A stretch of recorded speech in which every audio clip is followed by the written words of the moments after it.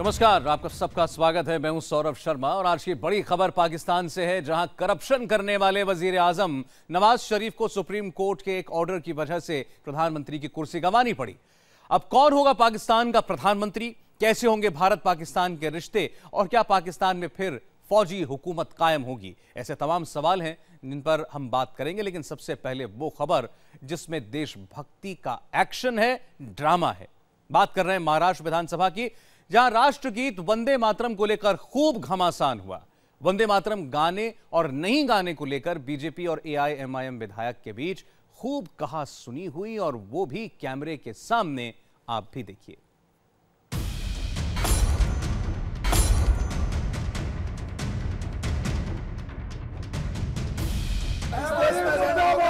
वंदे मातरम कहना होगा। हम अल्लाह की बात करते हैं, हम उसके क्रिएशन को नहीं मानते। आपको वंदे मातरम नहीं कहा तो पाकिस्तान चले जाओ। फोर्स नहीं कर सकते, वंदे मातरम कहना होगा। जो बहस अब तक हिंदुस्तान के सड़क, चौराहों, गली मोहल्लों में, पान ठेलों में, नाई की दुकान पर की जाती थी, अब वही बहस विधानसभा के गलियारों में माननीय विधायकों की जुबान से टकराने लगी है। उफान मारते राष्ट्रवाद के मौजूदा दौर में ये स्वयंभू देशभक्त के घमासान की तस्वीर है। बहाना वंदे मातरम को जबरदस्ती कहलवाने और कहने का है। एक माननीय विधायक बीजेपी के हैं तो दूसरे ओवैसी की पार्टी एआईएमआईएम के हैं। एक ने वंदे मातरम बुलवाने का ठेका लिया है तो दूसरे ने वंदे मातरम नहीं बोलने की कसम खा ली है। जिसको बोलना है बोले, जिसको बोलना है बोले, जिसको बोलना है बोले, मैं किसी को रोकता नहीं। आप मुझे फोर्स नहीं कर सकते। ये लोग मुझे फोर्स कर रहे हैं। वंदे मातरम बोलने की बात वो कह रहे हैं। ये लोग मुझे फोर्स कर रहे हैं, मैं नहीं बोलूंगा। ये लोग मुझे फोर्स कर रहे हैं, मैं नहीं बोलूंगा। एमआईएम पे बंदी करनी चाहिए, एमआईएम पे बंदी करनी चाहिए, एमआईएम पे बंदी करनी चाहिए, एमआईएम पे बंदी करनी चाहिए। तस्वीर में दिख रहे हैं बीजेपी विधायक वंदे मातरम के समर्थन में। आलम यह हुआ कि बात बढ़ते बढ़ते लाल कालीन पर बैठ के विरोध तक पहुंच गई। एमआईएम पे बंदी बंद करनी है। इनके नेता ने क्या कहा? मुझे फोर्स कर रहे हैं। क्या कर रहे हैं? रुका के रखा है। क्या करे? ये लोग मुझे फोर्स कर रहे हैं बोलने के लिए। मैं नहीं बोलूंगा, मैं नहीं बोलूंगा, नहीं बोलूंगा, नहीं बोलूंगा।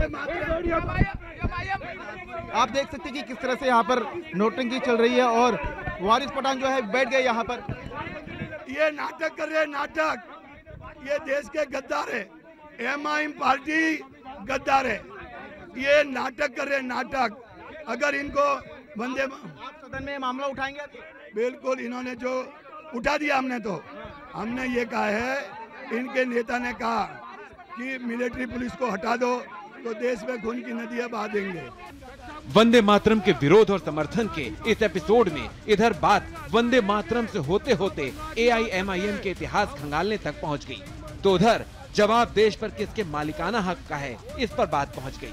शिवसेना ने कहा पाकिस्तान चले जाए अगर नहीं। किसी के बाप का देश नहीं है ये देश पे मेरा जितना अधिकार है उतना अधिकार उनका नहीं है।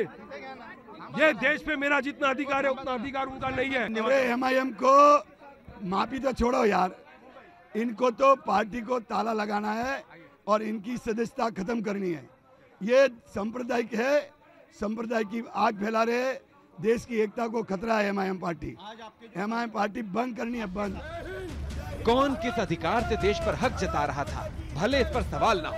कौन किस अधिकार से देशभक्ति का सर्टिफिकेट बांट रहा था, इस पर सवाल जरूर था, लेकिन सुनता कौन?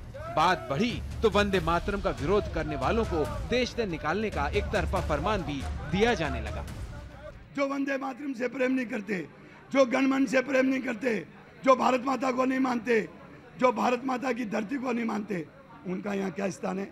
उनको पाकिस्तान चले जाना चाहिए। वंदे मातरम बोलना होगा, देश में रहना होगा।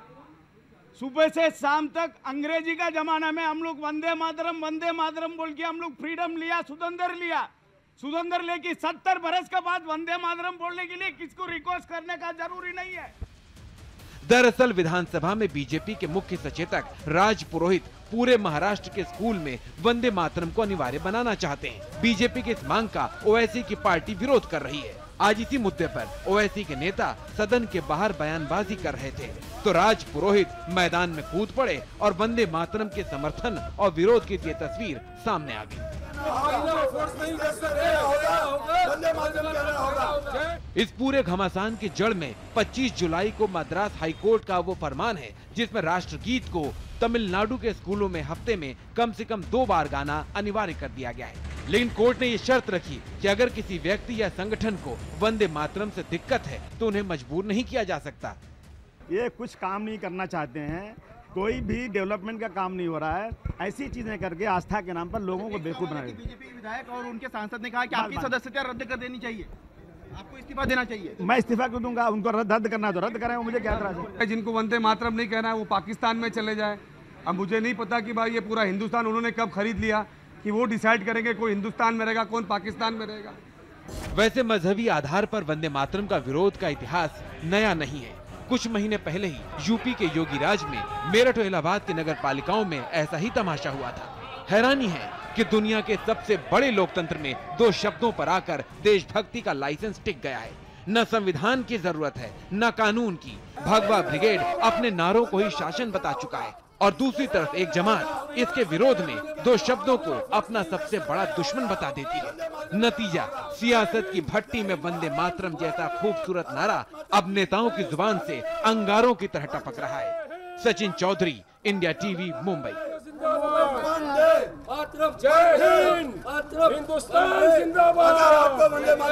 पाकिस्तान चला जाओ। अरे हर एक सच्चा मुसलमान वंदे मातरम गाता है, सच्चा मुसलमान वंदे मातरम गाता है। ओवैसी के विधायक वारिस पठान की दलील है कि जिस वंदे मातरम को गाने की संवैधानिक बाध्यता नहीं है वो उसे नहीं गाएंगे। सवाल है कि आखिर वंदे मातरम से ये दिक्कत है क्यों? वारिस पठान ने थोड़ी देर पहले इंडिया टीवी पर इसका जवाब दिया। साथ में ये भी कहते हैं ना कि वो सच्चे मुसलमान नहीं है जो कहेंगे वंदे मातरम। आप साथ में ये भी तो कहते हैं। देखिए वो आप सर्टिफिकेट भी तो बांट रहे हैं। बोले मैं खुश हूँ, वो उनको जो बोलना है वो बोले, मैं उनको नहीं रोकता, मगर मुझे क्यों फोर्स करते हो? कल मुझे फोर्स करोगे कि वारिस भाई आप दाढ़ी निकाल दो, कल मुझे फोर्स करेंगे कि उसने दाढ़ी निकाला तो आप भी निकालोगे, तो आप ये एग्जांपल दोगे क्या मैडम? आप एग्जाम्पल नहीं दे सकते। जिसको अपना प्रैक्टिस करना है रिलीजन वो प्रैक्टिस करे। ठीक है, तो वारिस साहब ये कह दीजिए कि जिस मुसलमान को कहना है वो घर से कहे। ये कह दीजिए जिस मुसलमान को कहना है वो घर से कहे। मुझे क्या प्रॉब्लम है? ठीक है सुधांशु जी, ये जो बात वो कह रहे हैं कि संविधान में कहीं नहीं लिखा हो, सुप्रीम कोर्ट ने भी कहा है कि राष्ट्रगीत जो है ये इसका जिक्र नहीं किया गया संविधान में, तो क्यों ये परिचय बने देशभक्ति का? हाँ, मैं बता रहा हूँ आपको।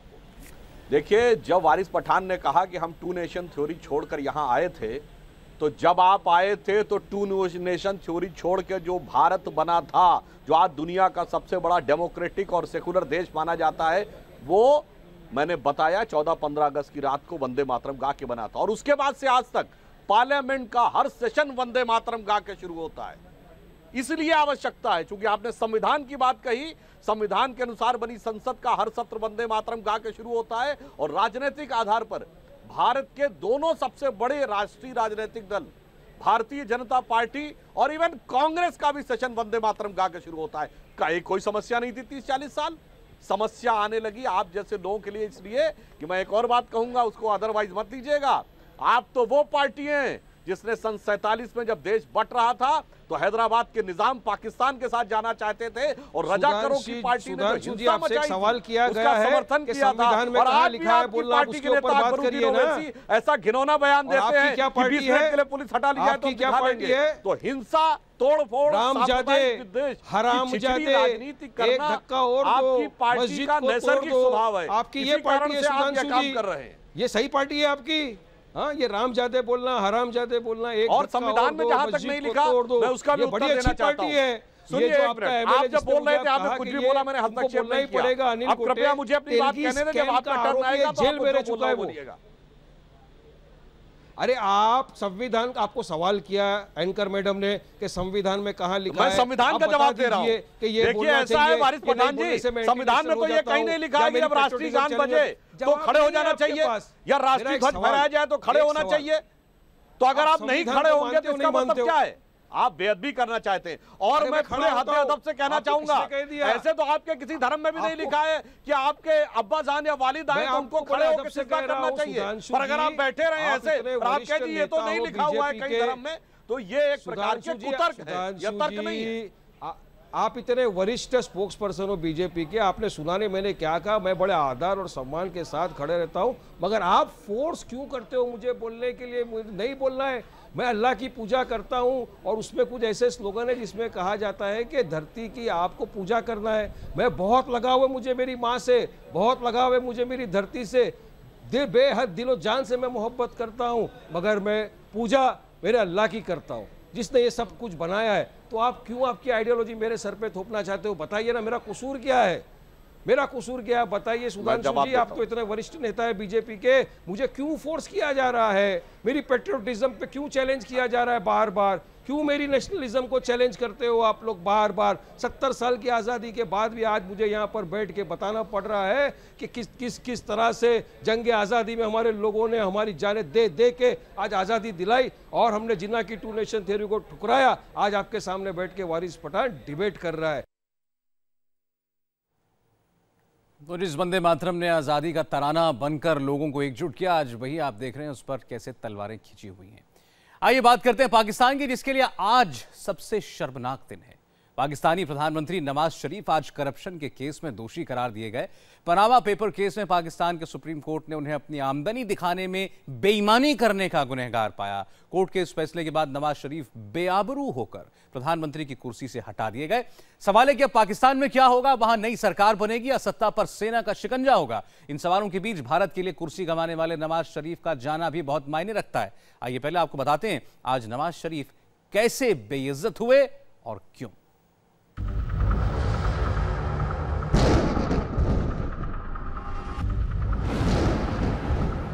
पनामा केस,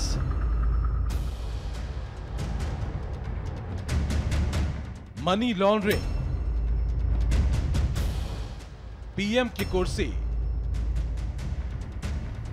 पाकिस्तान के वजीर आजम नवाज शरीफ की सारी सियासी जमा पूंजी पर बिजली गिर गई। नवाज शरीफ अदालत के फैसले के बाद घोषित बेईमान करार दिए गए। पनामा पेपर केस में दोषी ठहराए गए नवाज शरीफ बेआबरू होकर पाकिस्तान के प्रधानमंत्री की कुर्सी से बेदखल किए गए।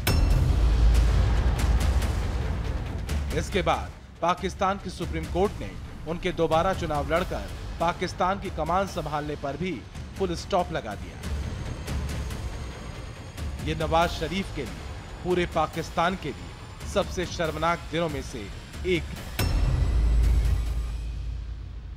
बावजूद इसके भ्रष्टाचार, मनी लॉन्ड्रिंग, विदेशों में प्रॉपर्टी खरीदने के दोषी नवाज शरीफ के अदालती अंजाम के बाद पाकिस्तान के शहर शहर में जश्न मनाए गए। जश्न की तस्वीरों में पाकिस्तान की सियासत में भारी उथल पुथल का शोर भी था और आने वाले वक्त में इंडिया के लिए संकेत भी। आइए सबसे पहले आपको बताते हैं कि आखिर पनामा पेपर केस क्या है और किस आरोप में पाकिस्तान के सुप्रीम कोर्ट के कमरा नंबर 1 में 5 जजों की बेंच ने नवाज शरीफ को दोषी ठहराया है। यूएई की कंपनी से होने वाली कमाई छुपाई और 2013 के नॉमिनेशन पेपर में इसका ब्यौरा नहीं दिया, जबकि पाकिस्तान के कानून के मुताबिक नवाज शरीफ को अपनी कमाई का ब्यौरा पेश करना था। लेकिन नवाज शरीफ कानून के मुताबिक ऐसा नहीं कर पाए, बल्कि कानून के मुताबिक कमाई का ईमानदार ब्यौरा पेश नहीं कर पाए। इस वजह से पाकिस्तानी संसद के सांसद पद के लिए नवाज शरीफ को अयोग्य ठहराया जाता है। अदालत के एक फैसले ने नवाज शरीफ के सियासी सफर पर फुल स्टॉप लगा दिया। इतना ही नहीं, नवाज शरीफ के साथ इस फैसले के लपेटे में पूरा परिवार आ गया। उनकी बेटी मरियम नवाज, दोनों बेटों हसन नवाज शरीफ, हुसैन नवाज शरीफ का नाम भी है। इसके अलावा वित्त मंत्री इशाक डर समेत 2 और लोग दोषी पाए गए। नवाज शरीफ और परिवार पर आरोप था कि उन्होंने विदेशों में अकूत दौलत बनाई है। इस मामले का खुलासा पिछले साल पनामा पेपर लीक्स से भी हुआ था। नवाज के खिलाफ करप्शन की लड़ाई का मोर्चा अवामी मुस्लिम लीग ने खोला और इसे अदालत में ले गई। शरीफ परिवार पर आरोप लगाया कि नवाज शरीफ ने प्रधानमंत्री रहते लंदन में 4 लग्जरी फ्लैट्स खरीदे। इन फ्लैट्स के लिए पैसे कहां से आए, इसका जवाब नवाज शरीफ नहीं दे पाए। उनके 2 बेटों और बेटी के विदेश खाते खोले गए। बेटों और बेटी के नाम पर फर्जी कंपनियां बनाई गई। यह अजीब इत्तेफाक है कि 14 अगस्त को स्थापना के 70 साल पूरे कर रहे पाकिस्तान में अब तक कोई लोकतांत्रिक सरकार अपना कार्यकाल पूरा नहीं कर पाई। नवाज शरीफ भी 3 बार प्रधानमंत्री बने और तीनों बार समय से पहले बेदखल किए गए। अब सवाल है कि करप्शन केस में सजा याफ्ता नवाज शरीफ के बाद पाकिस्तान का प्रधानमंत्री कौन बनेगा। इस वक्त नेशनल असेंबली के स्पीकर एयाज सादिक अंतरिम प्रधानमंत्री की जिम्मेदारी संभाल रहे हैं। अटकलें ये भी हैं कि पाकिस्तानी पंजाब के मुख्यमंत्री और नवाज शरीफ के छोटे भाई शहबाज शरीफ अगले पीएम होंगे। हालांकि शहबाज पाकिस्तान की नेशनल असेंबली के सदस्य नहीं है, इसके चलते उन्हें पीएम बनने के लिए चुनाव लड़ना होगा। अगले पाकिस्तानी प्रधानमंत्री पर कयासों के बीच सबसे बड़ा सवाल है कि अब भारत और पाकिस्तान के रिश्तों का क्या होगा। क्या फिर से पाकिस्तान में मिलिट्री राज कायम होगा? क्या पाकिस्तान की अगली सरकार सेना की कठपुतली बनेगी? क्या पाकिस्तान की गवर्नेंस और विदेश नीति सेना के हवाले हो जाएगी? और पाकिस्तान में नई सरकार का भारत के साथ रुख क्या होगा? इन सवालों पर जानकारों की राय है कि जमहूरी सरकार के कमजोर होने के बाद पाकिस्तान में फिर फौजी ताकत मजबूत होगी। पाकिस्तान में क्या होगा, उनकी जगह कौन आएगा, किस तरह की सरकार आएगी? लोग कहते हैं कि फौज ताक में है, देख रहे हैं कि वो क्या कर सकते हैं, उनके लिए मौका है या नहीं। पाकिस्तान की जो आर्मी है और जो आईएसआई है, जो कि एक अपने आप को एक पैरेलल गवर्नमेंट मानती है, वो जब कभी भी कोई सिविलियन सरकार उसको लगता है कि वो इंडिपेंडेंट हो रही है आर्मी से, तो उसको डिस्टेबलाइज करती है। नवाज शरीफ की कुर्सी जाने के बाद ऐसे सवाल भारत के लिए अहम है। बॉर्डर पर पाकिस्तान से तनाव है। सवाल है कि क्या पाकिस्तान की सत्ता में फौज होने से सरहद के हालात और खराब होंगे। भारत के लिए ये वेट एंड वॉच का वक्त है। Bureau report, India TV. हकीकत है कि जब जब पाकिस्तान में आवाम की चुनी सरकार कमजोर होती है, वहां मिलिट्री राज कायम होता है। हकीकत यह भी है कि भारत से रिश्तों के मामले में पाकिस्तान की सरकार सिर्फ एक मुखौटा है, जिसके पीछे असल ताकत सेना और आईएसआई होती है। ऐसे में जब नवाज का मुखौटा उतर गया तो क्या पाकिस्तान की सेना और आईएसआई बेलगाम हो जाएगी? इन तमाम सवालों के बीच आपको दिखाते हैं अटल बिहारी वाजपेयी से लेकर प्रधानमंत्री नरेंद्र मोदी तक सबने पाकिस्तान से रिश्ते सुधारने की कोशिश की, लेकिन इसके बदले अंजाम क्या मिला?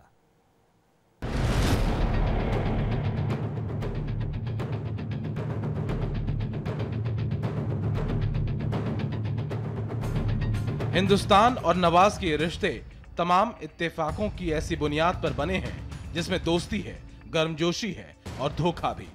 रिश्तों का ऐसा सफर जिसकी शुरुआत 18 साल पहले प्रधानमंत्री अटल बिहारी वाजपेयी ने की थी, मजबूती प्रधानमंत्री नरेंद्र मोदी ने दी। पिछले 70 साल से जब से पाकिस्तान अस्तित्व में आया, भारत से रिश्ते हमेशा तल्ख ही रहे। लेकिन नवाज ही पाकिस्तान के वो वजीर आजम हैं जिनके दौर में काफी हद तक दोनों मुल्कों के बीच गहरी खाई पड़ती नजर आई। 19 फरवरी 1999 को अटल बिहारी वाजपेयी लाहौर गए। उस समय पहली बार भारत का प्रधानमंत्री बस पर सवार होकर लाहौर गया। दोस्ती की डगर पर यह बहुत बड़ी बात थी। 3 फौजी जंग लड़ चुके देश 50 बरसों से तल्ख रिश्तों की सच्चाई को पीछे छोड़कर आगे बढ़ने का यह अटल बिहारी वाजपेयी का बड़प्पन था। शायद यही वजह थी कि तब नवाज शरीफ को कहना पड़ा था कि अटल इतने लोकप्रिय हैं कि वो पाकिस्तान से चुनाव लड़ें तो जीत जाए। अटल बिहारी वाजपेयी के बाद इस सिलसिले को आगे बढ़ाया नरेंद्र मोदी ने। मोदी ने कूटनीति की तमाम लकीरों को दरकिनार कर नवाज शरीफ को अपने शपथ ग्रहण में बुलाया। इसके बाद नवाज और मोदी की ऐसी केमिस्ट्री बनी कि दोनों 3 साल में 6 बार मिले। कभी सार्क समिट में, कभी उफा में, कभी पेरिस में दोनों की मुलाकातें होती रही। मोदी नवाज की ये दोस्ती सिर्फ कूटनीति के दायरे में सिमट कर नहीं रही, पहले दिन से ही इसमें गजब की आत्मीयता भी थी। मोदी के शपथ ग्रहण में आए शरीफ मोदी की मां के लिए साड़ी लेकर आए। बदले में मोदी ने नवाज की मां के लिए तोहफे में शॉल दी। 25 दिसंबर 2015 को मोदी अचानक बिना किसी तय कार्यक्रम के लाहौर पहुंच गए। नवाज शरीफ के घर जाकर बर्थडे की बधाई दी, शरीफ की मां से आशीर्वाद लिया। यह भी इत्तेफाक था कि भारत के साथ नवाज के रिश्ते तभी अच्छे रहे जब भारत में बीजेपी की सरकार थी, लेकिन साथ ही ये इत्तेफाक भी जुड़ा था कि जब जब रिश्ते मजबूत होते दिखे, साथ साथ धोखा भी मिला। फरवरी 1999 में अटल बिहारी वाजपेयी दोस्ती की बस लेकर लाहौर गए। इस बस यात्रा के 3 महीने बाद ही पाकिस्तान ने करगिल में भारत की पीठ में छुरा। नमस्कार, मैं हूं सुजाता कुकरेती। पाकिस्तान भारत पर एटम बम गिराने वाला था, प्लानिंग पक्की थी। अचानक ये ख्याल आ गया कि अगर भारत ने बदला लिया तो उसका क्या होगा। जी हां, पाकिस्तान के पूर्व राष्ट्रपति जनरल परवेज मुशर्रफ ने खुद ये खुलासा किया है कि हिंदुस्तान पर परमाणु हमले की योजना तैयार हो चुकी थी। ये साजिश रुकी तो बस अंजाम के खौफ से, क्योंकि पाकिस्तान का जनरल हिंदुस्तान की ताकत को बखूबी जानता था। अब सवाल ये उठता है कि आखिर मुशर्रफ ने ये प्लान बनाया कब और क्यों?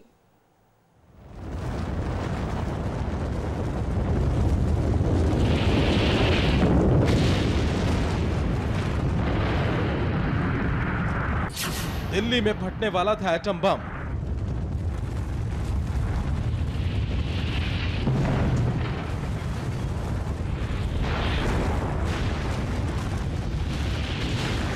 मुशर्रफ हिंदुस्तान बर्बाद करने वाला था।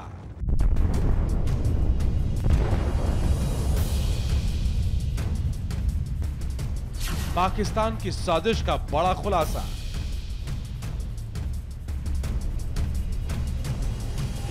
हिंदुस्तान में कुछ इस तरह की तबाही बरपाने की प्लानिंग कर ली थी पाकिस्तान ने।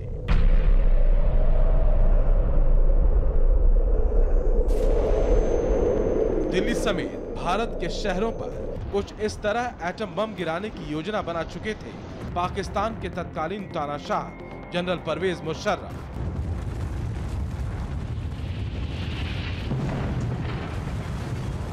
हिरोशिमा नागासाकी की तस्वीरें हिंदुस्तान की जमीन पर उतारने को बेताब था पाकिस्तान का यह सनकी जनरल। कई रातें जागकर जनरल मुशर्रफ ने भारत की बर्बादी का आखिरी प्लान तैयार कर लिया था, क्योंकि शक्तिशाली भारत से निपटने के लिए कमजोर पाकिस्तान के पास बस एक ही विकल्प था, एटम बम का इस्तेमाल। जी हां, ये वो कबूलनामा है जो भारत की ताकत से बौखलाए पाकिस्तान के सन की हुक्मरान की नीयत को बेपर्दा करता है, जो ये बताता है कि भारत को नुकसान पहुंचाने के नापाक मंसूबे के लिए पाकिस्तान किस हद तक जा सकता है। और ये खुलासा किसी और ने नहीं बल्कि पाकिस्तान के पूर्व राष्ट्रपति जनरल परवेज मुशर्रफ ने किया है।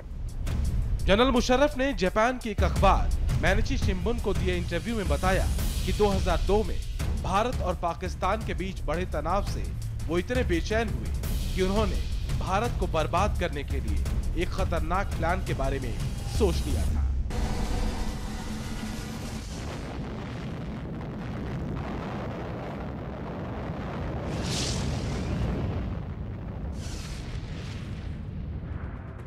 जब 2002 में तनाव चरम पर था, उस वक्त भारत के खिलाफ एटम बम के इस्तेमाल का रास्ता खोला जा सकता था। हालांकि उस वक्त भारत या पाकिस्तान के मिसाइल में एटॉमिक हथियार नहीं थे, लेकिन 1 से 2 दिनों में इसे तैयार किया जा सकता था। तो आखिर क्या वजह थी कि पाकिस्तान के तत्कालीन तानाशाह राष्ट्रपति को एटम बम के इस्तेमाल के बारे में विचार करना पड़ा? दरअसल इस साजिश के पीछे था पाकिस्तान के इस तानाशाह का खौफ, क्योंकि भारत कारगिल में पाकिस्तान को जबरदस्त शिकस्त दे चुका था। 2001 में भारतीय संसद पर हुए हमले के बाद पाकिस्तान निशाने पर था। मुशर्रफ को डर था कि भारत पाकिस्तान पर बड़ी कार्रवाई कर सकता है। परवेज मुशर्रफ ने जापान के एक अखबार को दिए इंटरव्यू में ये सब माना है। हालांकि पाकिस्तान के इस पूर्व राष्ट्रपति ने यह भी कहा कि भारत की प्रतिक्रिया के बारे में सोचकर ही ऐसा खौफ हुआ कि ये प्लान कैंसिल करना पड़ा। 2001 में भारतीय संसद पर हुए आतंकी हमले के बाद बढ़े तनाव में हम भारत के खिलाफ न्यूक्लियर बम के इस्तेमाल के बारे में विचार कर रहे थे, लेकिन भारत के बदले के डर ने हमें ऐसा करने से रोक दिया। पाकिस्तान का साइज भारत के 1/5 गुना है। वो अपने पूरे 120 वॉरहेड हम पे फायर कर दे, हम फिर भी बच जाएंगे। हमारा केवल 1% पॉपुलेशन का नुकसान होगा। पाकिस्तान में तो 6% पॉपुलेशन मर जाएगी और पूरा का पूरा पाकिस्तान रेडियो एक्टिव रेगिस्तान बन जाएगा। एक घास का पत्ता वहाँ नहीं उगेगा, एक क्या कहते हैं दाना अनाज नहीं उगेगा वहाँ। भारत और पाकिस्तान के बीच परमाणु हथियारों की बात करें तो पाकिस्तान अपने पास 120 एटम बम होने के दावे करता है, जबकि भारत के पास 110 परमाणु बम है। लेकिन असल मुद्दा एटम बम को दूर तक ले जाने की क्षमता का है। भारतीय मिसाइलें 5000 किलोमीटर तक मार कर सकती हैं। पाकिस्तान का हर शहर भारतीय मिसाइलों के निशाने पर है। भारतीय मिसाइलों की परमाणु हथियारों को ले जाने की क्षमता भी कहीं ज्यादा है, जबकि पाकिस्तान की ज्यादातर मिसाइलें कम रेंज की हैं। भारत जब रिटेलिएट करेगा तो पाकिस्तान उसका साइज देखते हुए ख़त्म हो जाएगा, और यही एक वजह है कि पाकिस्तान शायद ऐसा नहीं करेगा। जिस तरीके से पाकिस्तान रेडिकलाइज हो चुका है, जिस तरीके से आतंकवादियों का दबदबा पाकिस्तान में है, कुछ भी हो सकता है, हमें तैयार रहना चाहिए। यही वजह है कि पाकिस्तान के पूर्व राष्ट्रपति जनरल मुशर्रफ को अपने प्लान को ठंडे बस्ते में डाल देना पड़ा, क्योंकि पाकिस्तान का यह जनरल बखूबी जानता था कि भारत पर ऐसे अटैक के बाद उसका हाल क्या हो सकता है। पाकिस्तान में मौजूद परमाणु हथियारों की सुरक्षा को लेकर दुनिया भर में सवाल उठते रहे हैं। पाकिस्तान के आतंकी संगठनों की नजर भी मौत के इस जखीरे पर है। ऐसे में ये बेहद लाजमी है कि पूरी दुनिया पाकिस्तान पर सख्त निगाह बनाए रखे। Manish Jha, India TV, Delhi.